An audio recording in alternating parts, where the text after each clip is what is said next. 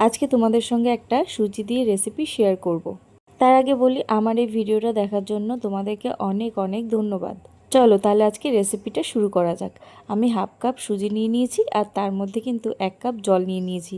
আর জল নিয়ে ভালো করে সেটাকে ফুটিয়ে দেখো একদম শক্ত শক্ত হয়ে গেছে সুজিটা। আর তার মধ্যে কিন্তু আমি একটা সেদ্ধ আলু ভালো করে গ্রেটারের মধ্যে গ্রেট করে নিয়েছি।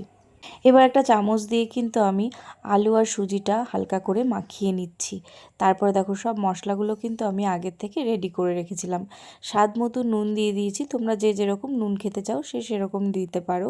তারপরে দিয়ে দিয়েছি একটুখানি হলুদ গুঁড়ো, তারপরে দিয়েছি কাঁচা লঙ্কা কুচি, তারপরে দিয়েছি পেঁয়াজ কুচি, আর সবশেষে দিয়েছিলাম একটুখানি ধনেপাতা কুচি। আর হ্যাঁ, আদা কুচিটাও দিয়েছি একটুখানি ফ্লেভার আনার জন্য।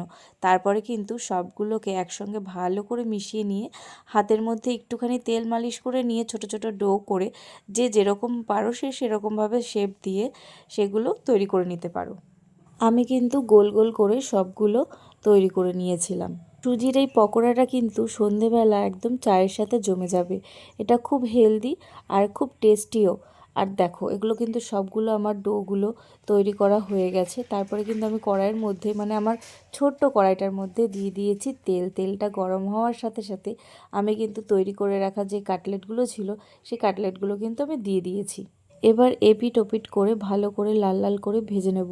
আর এগুলো কিন্তু খুব মুচমুচে হয়েছিল খেতে। দেখো এগুলো তো তুলে নিয়েছি, তারপরে কিন্তু আরও বাদবাকিগুলো আস্তে আস্তে ঠিক একইভাবে ভেজে নেব। এগুলো তো ভাজা হয়ে গেছে, এবার পরিবেশনের পালা। আমি কিন্তু পরিবেশন করেছিলাম শসা কুচি, লঙ্কা কুচি, ধনেপাতা কুচি এগুলো দিয়ে। আর কোনো সস দিইনি, তোমরা চাইলে সস দিয়েও খেতে পারো। তো আজকের এই হেলদি আর টেস্টি খাবারটা তোমাদের কেমন লাগলো অবশ্যই আমাকে কমেন্ট করে জানিও। তো আর একটা নতুন রেসিপি নিয়ে খুব তাড়াতাড়ি